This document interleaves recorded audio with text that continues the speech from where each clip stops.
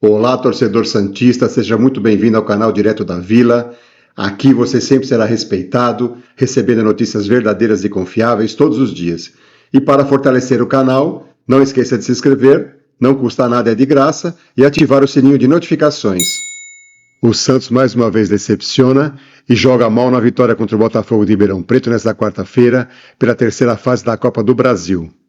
A partida foi totalmente dominada pelo time misto do Botafogo, que, precisando da vitória por no mínimo 2 gols de diferença, mostrou muito mais ímpeto e volume de jogo do que o Santos, que mesmo com o time principal, foi apático, desorganizado e sem mostrar vontade para tentar superar o adversário. O gol salvador do Santos saiu aos 5 minutos do segundo tempo.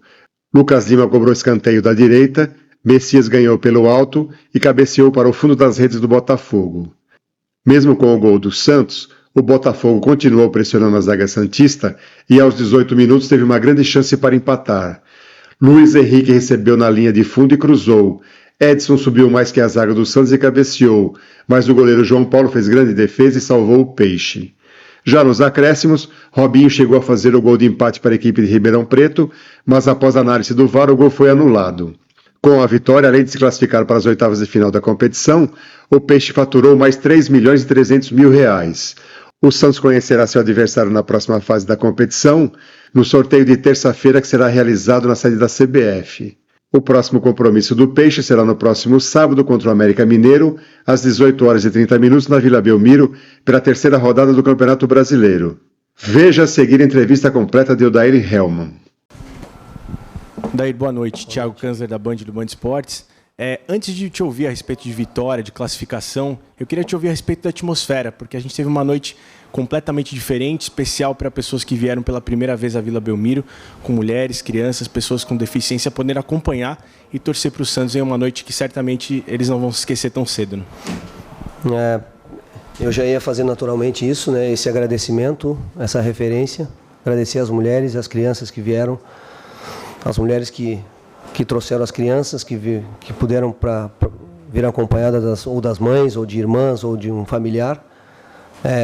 Com certeza elas fizeram a diferença para nós hoje também. Deram um brilho todo diferente no jogo. E essa vitória, claro que é para toda a torcida do Santos, né, a classificação, mas em especial para quem esteve presente hoje aqui e conseguiu nos ajudar e motivar os jogadores. Então, é para eles essa vitória. Daí, tudo bem? Eduardo Afonso, da ESPN. O Santos, nos primeiros 45 minutos, mais precisamente até os 30 do primeiro tempo, parecia que tinha trazido de Ribeirão Preto uma desvantagem de 2-0. O time estava nervoso, tomou 3 cartões amarelos que não precisavam, teve jogada de falta ensaiada que proporcionou o contra-ataque do Botafogo, não estava acertando muita coisa. E parecia que a desvantagem era do Santos. Você detectou isso no banco, você conseguiu controlar isso no vestiário, no intervalo. Faltou, claro, aquele clima de Vila Belmiro lotada, mas vocês tinham um público mais que especial hoje aqui acompanhando. Por que esse nervosismo, ansiedade, eu não sei como é que você vai definir, principalmente no primeiro tempo? Eu acho que a gente até iniciou o jogo, né? O início do jogo a gente até iniciou bem criou uma situação de gol. E aí esse jogo, a gente sempre tem que falar, que ele não é um jogo de 90 minutos, né? Ele é um jogo de 180 e você traz o resultado do primeiro jogo para cá. E a partir daí o Botafogo veio, né, jogando um jogo que, se perder, está tudo dentro de uma normalidade, só tinha com responsabilidade de fazer a classificação, que era o Santos. Mais importante que a gente fez a classificação, e no cômputo das 2 partidas nós fizemos 3-0. Né? Claro que a gente tem situações a corrigir, situações desse jogo a conversar, situações importantes a melhorarmos, mas, como eu disse, a gente precisa fazer uma avaliação do jogo em particular, hoje, e fazer uma avaliação da sequência que a gente vem tendo. A gente precisa fazer uma avaliação dos jogadores que iniciaram o jogo, que estão retomando uma volta. Soteldo, Mendonça, Alisson entrou no jogo hoje pela primeira vez, né? E por isso a gente deu a importância para sair com todos os jogadores que estavam à disposição, porque eles fizeram uma recuperação.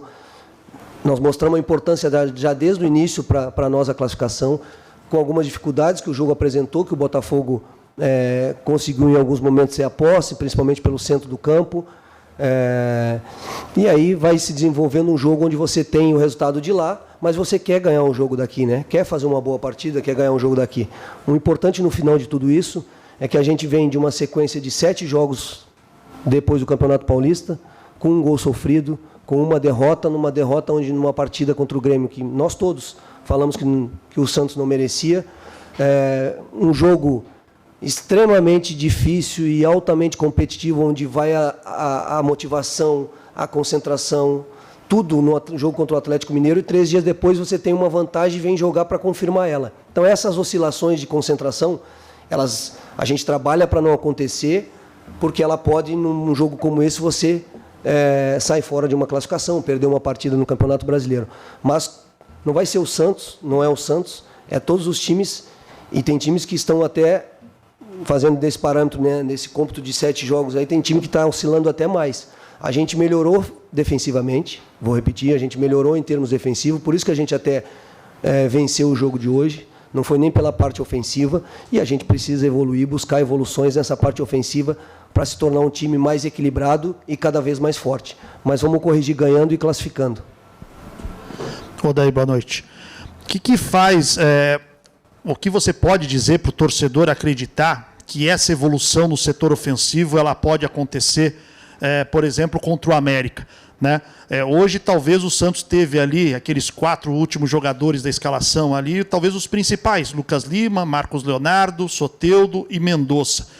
Não deu para ver, talvez, aquela criação que se esperava.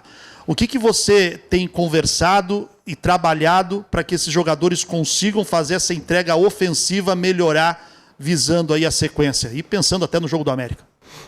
Não, as atuações que a gente fez, por exemplo, contra o primeiro tempo do Botafogo lá, contra o Grêmio, até propriamente contra o Atlético Mineiro, são situações, a gente tem que visualizar. O Santos, com essa escalação que entrou hoje, e principalmente na característica do ano passado, o Santos era um time de transição, de velocidade, né?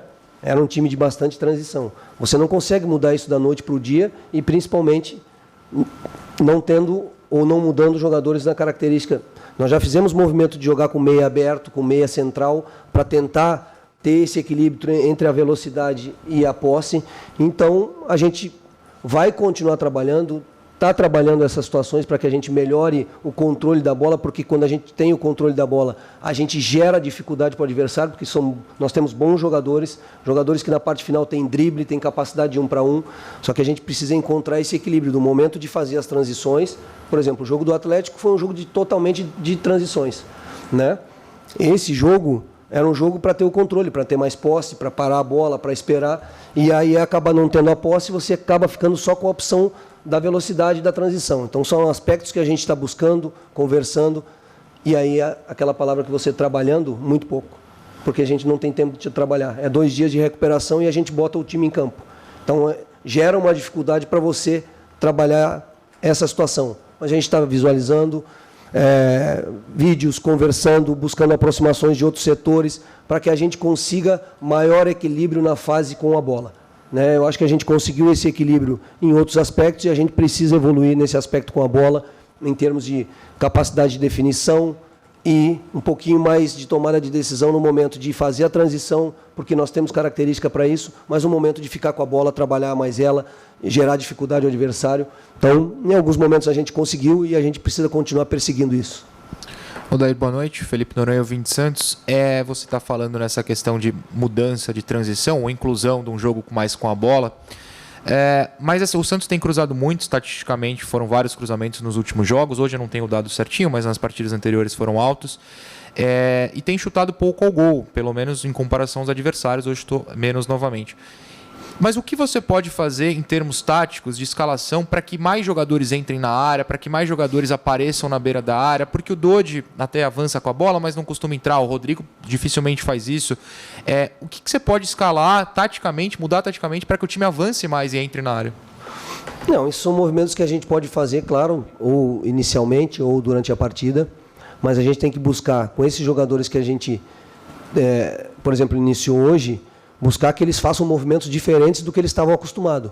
Por exemplo, Soteldo, Ângelo, Lucas Braga menos, Mendonça médio, Barbosa, por exemplo, é um cara que agride bem lá do contrário à área. Mas Soteldo é um cara que gosta de jogar um jogo posicional na ponta. Ângelo gosta de jogar um jogo posicional na ponta para esperar um para um. E isso durante a carreira toda dele. Então, para você tirar e acrescentar movimentos, por exemplo, no Soteldo, que bola do lado contrário, Soteldo para dentro, para dar uma opção a mais, aproximação, porque ele está próximo de atacar a área, ele está próximo de receber um passe por dentro e ele tem qualidade para isso, tem capacidade para jogar de meia. Então, são movimentos que você vai colocando e mostrando vídeo, tentando treinar. Treino não tem, mas você vai mostrando para quê? Para justamente criar essas aproximações dos setores e criar novas situações. Por quê? Porque o drible está natural nele. O drible do Ângelo pegar na ponta e partir para cima do lateral é natural dele. O drible do Soteldo partir para cima do lateral ou quebrar a linha de marcação é natural dele. Nós temos que criar movimentos como time, coletivamente, para que quando essa bola esteja no lado contrário, a gente consiga aproximar mais esses jogadores, trazer eles mais para o lado da bola e aproximar para que a gente consiga ter a possibilidade do drible e a definição e a aproximação para a gente se tornar um time até mais equilibrado em termos ofensivos. Odair, boa noite. O Santos tem esses pontas do drible, da assistência, mas não muito do gol, né? Você perdeu o Barbosa, que vinha no momento legal, e o Lucas Braga ainda não retornou. O Braga ele teve uma lesão muscular inédita no ano passado e foi mais difícil para ele do que o normal, e agora é uma questão de pubis que é ainda mais complexa. Como é que vocês estão preparando esse retorno do Braga? É aquela questão para ir até o último dia de recuperação sem pressa para que volte 100% e não precise voltar, um jogador de explosão que também tem essa chegada na área?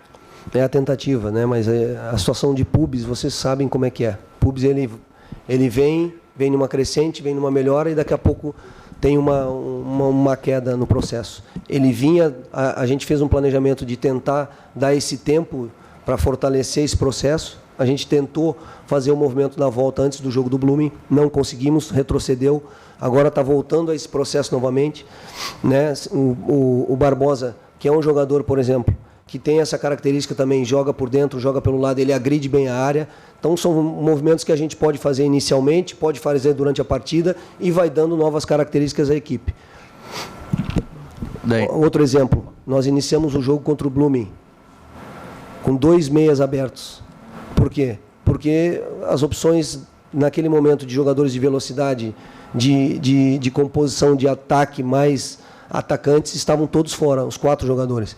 E esses caras também não dão a profundidade, porque são meias que jogam abertos, que vão vir para dentro e vão dar posse, vão te dar um passe, mas aí você perde profundidade, você perde agressividade na área. E isso eu estou falando de mudança de um time de 3 em 3 dias. E sem treinamento. Então, vai ter momentos de oscilação, vai ter momentos, mas importante que a gente já visualizou isso e que a gente está tentando trabalhar da melhor forma possível. Por exemplo, hoje agora eu tenho 2 dias, um dia de treino para os jogadores que não jogaram e o outro dia eu não tenho treino. Então, se eu não for fazer não posso dar volume, não posso dar intensidade, vou fazer o que eu fiz agora, por exemplo, no último treino. Posicionei os caras ofensivamente para trabalhar lá do contrário, para tentar buscar essa aproximação, mas você não consegue confrontar isso no dia a dia.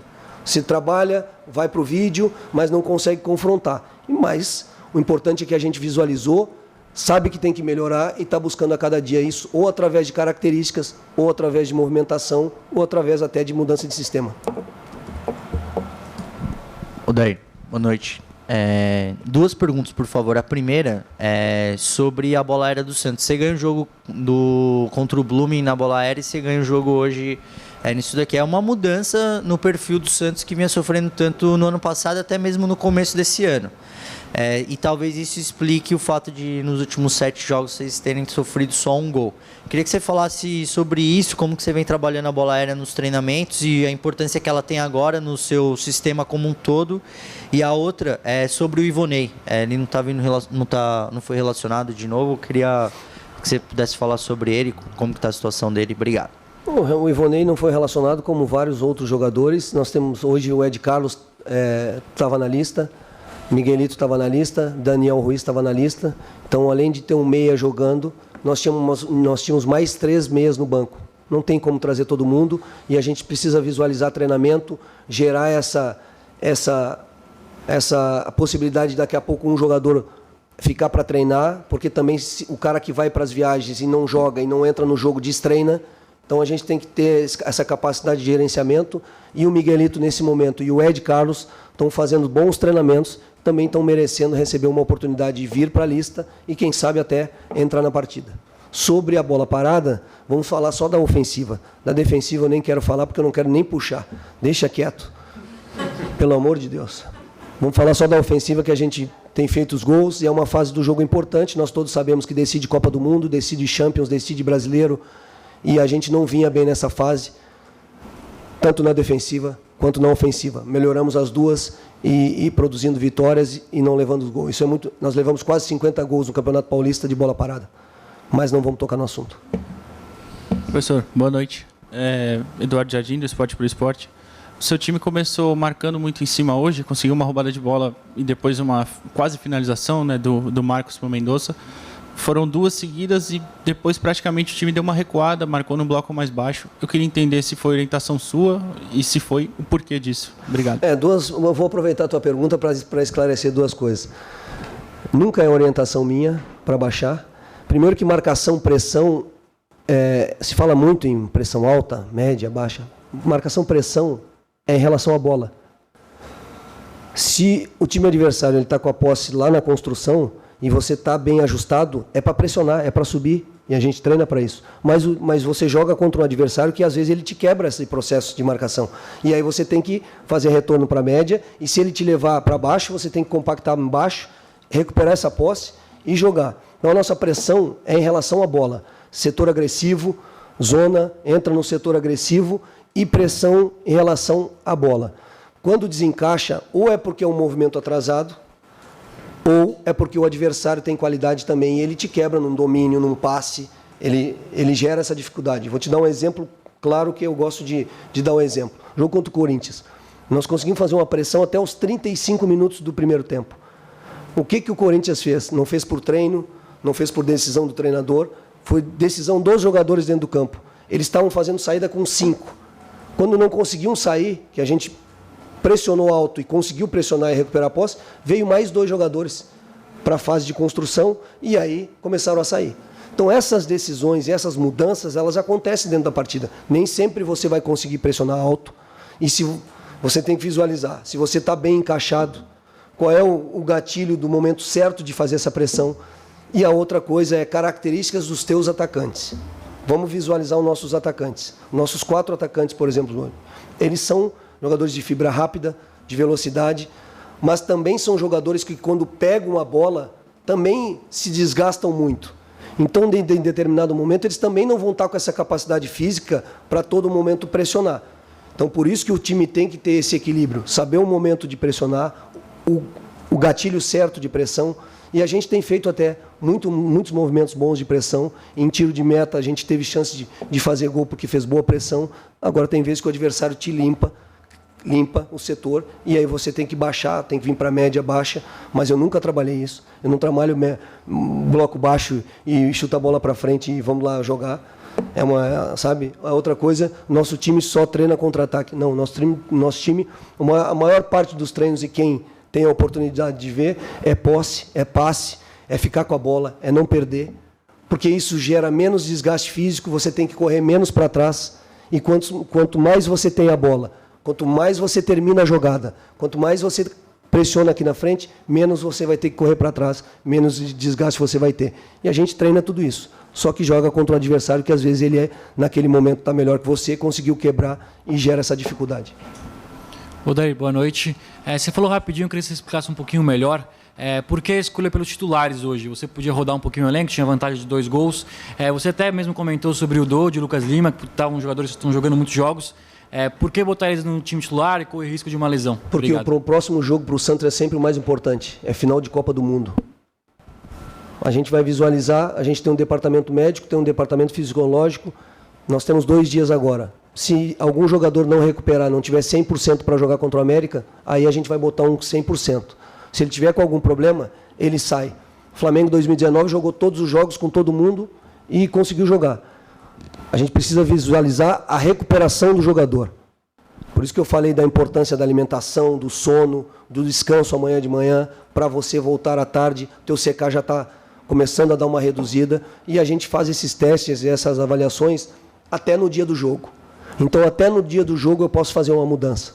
Se, por exemplo, um jogador apresentar uma recuperação tardia, a gente pode fazer essa mudança. Mas ele apresentou uma recuperação física, fisiológica boa, aí ela pode ser uma decisão técnica, ela pode ser uma decisão para um segundo tempo, mas se tiver bem, vai quem está bem.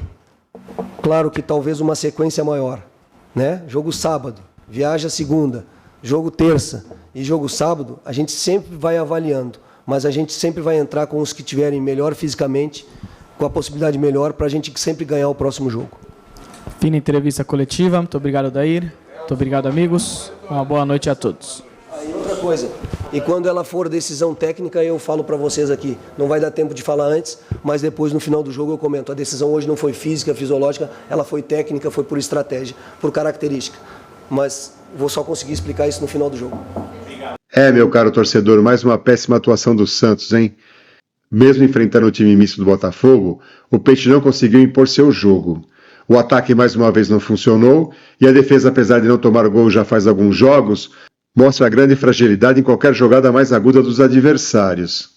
O Santos entrou no perigoso círculo vicioso de maus resultados e desculpas da comissão técnica falando que não tem tempo para treinar. Em nossa opinião, a corda está cada vez mais apertada no pescoço do Odair Hellmann. Vamos ver até quando ele aguenta, hein?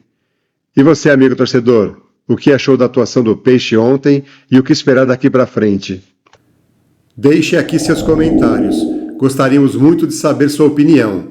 E lembre-se, para continuar recebendo notícias verdadeiras e confiáveis do nosso querido Peixão, não esqueça de se inscrever no canal, é de graça, não custa nada, deixar seu like e clicar no sininho de notificações. Um grande abraço a todos.